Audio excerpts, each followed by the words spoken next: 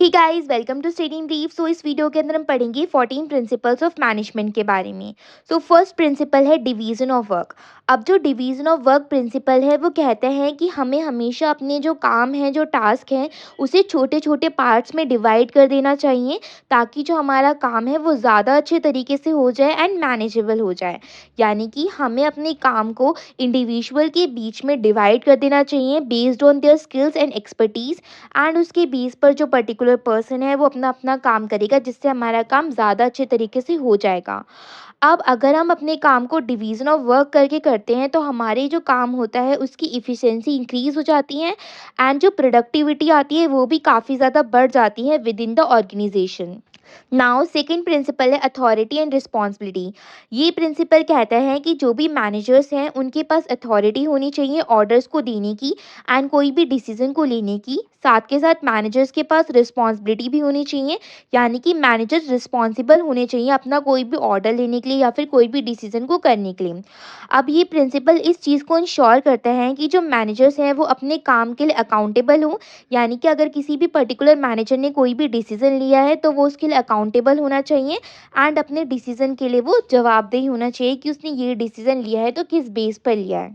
Third principal है हमारे discipline. अब जो डिसिप्लिन प्रिंसिपल है वो काफ़ी ज़्यादा इंपॉर्टेंट प्रिंसिपल है मैनेजमेंट के अंदर, बिकॉज इस प्रिंसिपल में हमें ये चीज़ बताई जाती है कि हमें कैसे सारे काम को अच्छी तरीके से इंश्योर करना है। अब जो डिसिप्लिन प्रिंसिपल है वो हर एक एम्प्लॉय फॉलो करता है, सारे रूल्स को फॉलो करते हैं, रेगुलेशंस को फॉलो करता है जो भी पर्टिकुलर ऑर्गेनाइजेशन से रिलेटेड होती है। जो डिसिप्लिन प्रिंसिपल है वो हमें हमें एक पॉजिटिव वर्क इन्वायरमेंट देता है एंड इस चीज़ की इंश्योरिटी करवाता है कि हर एक जो पर्सन है वो अपना काम अच्छे तरीके से कर रहे हैं towards the organisation goals in a discipline manner. Fourth principle is unity of command. अब इस प्रिंसिपल के अकॉर्डिंग क्या होता है कि जो हर एक एम्प्लॉय है उसको क्या होता है, ऑर्डर रिसीव होता है एक सुपरवाइज़र से, यानी कि अगर एक एम्प्लॉय है तो एक एम्प्लॉय को एक सुपरवाइज़र से काम मिलता है एंड वो उसी का रूल्स फॉलो करता है। ये जो प्रिंसिपल है वो कोई भी कन्फ्यूजन को अवॉइड करने में हेल्प करता है, कोई भी कन्फ्लिक्ट को, कोई भी मिसअंडरस्टैंडिंग को अवॉइड करने में हेल्प करता है। एंड इस प्रिंसिपल से हमें क्या होता है, मल्टीपल अथॉरिटीज़ की राइट नहीं सुननी होती, जिसकी वजह से क्या होता है, अगर आप मल्टीपल अथॉरिटीज़ के बारे में सोचोगे, उनका काम करोगे तो कहीं न कहीं कॉन्फ्लिक्ट आने के चांसेस होते हैं। तो ये जो प्रिंसिपल है वो यूनिटी ऑफ कमांड को फॉलो करता है, यानी कि वन सुपरवाइज़र जो होता है वो वन एम्प्लॉयी को गाइड करता है एंड उसी को ऑर्डर देता है। Fifth principle is unity of direction. अब ये जो प्रिंसिपल है इसके अंदर बेसिकली जो एम्प्लॉयज़ हैं वो एक यूनिटी ऑफ डायरेक्शन को फॉलो करते हैं, यानी कि जो एम्प्लॉयज़ हैं वो एक कॉमन गोल की तरफ काम करते हैं एंड एक यूनिफाइड प्लान को फॉलो करते हैं वो लोग। अब ये जो प्रिंसिपल है ये इस चीज़ की इंश्योरिटी करता है कि हर एक जो पर्सन है उसे एक ही काम की तरफ काम करना है, एक ही गोल को अचीव करने के लिए उसे काम करना है एंड उसे इस तरीके से काम करना है कि जो कंपनी की इफ़िशिएंसी है वो ज़्यादा से ज़्यादा इंक्रीज़ हो सके एंड जो कंपनी का गोल है वो ईजिली अचीव हो जाए। Sixth principle is subordination of individual interest to the general interest. Basically ये जो प्रिंसिपल है वो कहता है कि जो हमारी कंपनी है उसका इंटरेस्ट ज़्यादा महत्व रखना चाहिए as compare to individual interest, यानी कि ये प्रिंसिपल प्रमोट करता है टीम वर्क को, कोलैबोरेशन को, बिकॉज इसके अंदर जो एम्प्लॉयज़ होते हैं वो आपस में साथ में मिलकर काम करते हैं and overall success of the organisation के लिए काम करते हैं। यानी कि अभी अगर आपको किसी भी कंपनी के अंदर काम करना है तो आपको कंपनी की सक्सेस के लिए काम करना चाहिए, ना कि अपनी इंडिविजुअल सक्सेस के लिए काम करना चाहिए। Seventh principle is remuneration. अब ये जो प्रिंसिपल है इसके अंदर बेसिकली जो एम्प्लॉयज़ हैं उन्हें फेयर कंपनसेशन मिलना चाहिए अपने काम करने के बदले, ठीक है। एंड इसके अंदर जो एम्प्लॉयज़ हैं वो दोनों चीज़ लेंगे, दैट इज़ जो financial rewards. Financial rewards basically उन्हें पैसों का रिवार्ड्स मिलना चाहिए, जैसे कि उन्हें सैलरीज मिलनी चाहिए, प्रॉपर बोनस मिलने चाहिए, एज वेल एज उन्हें नॉन फाइनेंशियल रिवार्ड्स भी मिलने चाहिए, जैसे कि उन्हें कंपनी के अंदर रिकॉग्नाइजेशन मिलनी चाहिए, उन्हें अपॉर्चुनिटीज़ दी जानी चाहिए ताकि जो एम्प्लॉयज़ है वो ग्रो कर सकें एंड डेवलप हो सकें। Eighth principle is centralisation. अब ये जो प्रिंसिपल है वो कहता है कि हमें अगर कोई भी डिसीज़न लेना है कंपनी को तो वो जो कंपनी है वो अपना जो भी डिसीज़न लेगी वो उसकी जिम्मेदारी होगी टॉप लेवल ऑफ मैनेजमेंट के अंदर, ठीक है। एंड जो टॉप लेवल ऑफ मैनेजमेंट है वो बेसिकली सिचुएशन के बेस पर कोई भी डिसीजन को लेंगे। अब ये जो प्रिंसिपल है वो रिकॉग्नाइज करता है कि जो कुछ डिसीजन होते हैं वो टॉप लेवल ऑफ मैनेजमेंट लेता है, लेकिन कुछ ऐसे भी डिसीजन होते हैं जो लोअर लेवल ऑफ मैनेजमेंट या फिर मिडिल लेवल ऑफ मैनेजमेंट को लेने पड़ते हैं।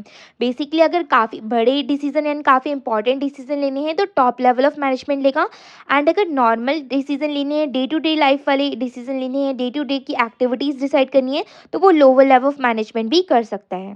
नाउ नाइन्थ प्रिंसिपल है स्केलर चेन। अब जो स्केलर चेन का प्रिंसिपल है वो बेसिकली इसका मतलब है कि जो भी अथॉरिटी होती है, जो भी कम्युनिकेशन होती है, उसके बीच में क्लियर लाइन सेट होनी चाहिए within the organisation. Basically ये जो प्रिंसिपल है वो इस चीज़ को इंश्योर करता है कि जो भी हमारी इंफॉर्मेशन है वो स्मूथली फ्लो हो सके। टॉप लेवल ऑफ मैनेजमेंट से लेकर बॉटम लेवल ऑफ मैनेजमेंट तक जो हमारी कम्युनिकेशन की इंफॉर्मेशन है वो अच्छे तरीके से मूव होनी चाहिए, स्मूथली मूव होनी चाहिए, एंड कोई भी प्रॉपर मतलब कोई भी इम्प्रॉपर काम नहीं होना चाहिए। सारा जो कम्युनिकेशन का फ्लो है वो प्रॉपर मैनर में होना चाहिए। 10th principal is order. अब ये जो प्रिंसिपल है वो इस चीज़ पे फोकस करता है कि जो भी हमारे पास रिसोर्सेज हैं, जो भी हमारे पास एक्टिविटीज़ हैं, उनको हमें अच्छे तरीके से यूज़ करना है, इफ़िशिएंट एंड इफ़ेक्टिव मैनर में यूज़ करना है। ये जो प्रिंसिपल है इसके अंदर बेसिकली हम पीपल्स को अरेंज करते हैं, मटेरियल्स को अच्छे तरीके से अरेंज करते हैं, इक्विपमेंट्स को अरेंज करते हैं इस तरीके से ताकि जो हमारी प्रोडक्टिविटी है वो ज़्यादा से ज़्यादा मैक्सिमाइज हो सके, एंड जो भी वेस्टेज है वो हम कम से कम करें। यानी कि इस प्रिंसिपल के अंदर हमें सारी चीज़ों को अच्छे तरीके से मैनेज करना है ताकि हमारी प्रोडक्टिविटी इंक्रीज़ हो जाए एंड जो वेस्टेज है वो कम से कम हो। 11th principal is equity. अब जो इक्विटी का प्रिंसिपल है वो कहता है कि जो मैनेजर्स हैं उन्हें अपने एम्प्लॉयज़ को इक्वली ट्रीट करना चाहिए, फेयरनेस के साथ और जस्टिस के साथ। ये जो प्रिंसिपल है वो एक पॉजिटिव वर्क इन्वायरमेंट को भी प्रमोट करता है, जिसके अंदर बताता है कि हर किसी पर्सन को हमें इक्वली ट्रीट करना चाहिए मैनेजमेंट के अंदर, एंड हर किसी पर्सन को हमें इक्वल चांसेस, इक्वल अपॉर्चुनिटीज़ देनी चाहिए ताकि वो जो पर्सन है वो ग्रो कर सके एंड वो डेवलप हो सके अच्छे तरीके से। नाउ लास्ट और 12th प्रिंसिपल है स्टेबिलिटी ऑफ टेन्योर।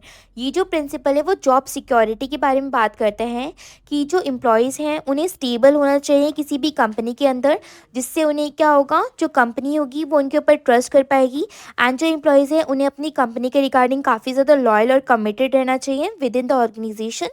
एंड इससे क्या होगा, जो भी टर्नओवर होगा कंपनी को, जो भी एम्प्लॉयज़ टर्नओवर करेंगी वो भी काफ़ी अच्छा होगा, एंड उनके बीच में काफ़ी अच्छी तरीके से लॉन्ग टर्म रिलेशनशिप बिल्ड हो सकेगी between the employees and the organisation. यानी कि ट्रस्ट बिल्ड हो जाएगा, एक लॉन्ग टर्म रिलेशनशिप बिल्ड हो जाएगी अगर जो एम्प्लॉयज़ हैं वो अपनी कंपनी से लॉयल और कमिटेड रहते हैं, स्टेबिलिटी ऑफ टेन्योर को फॉलो करते हैं।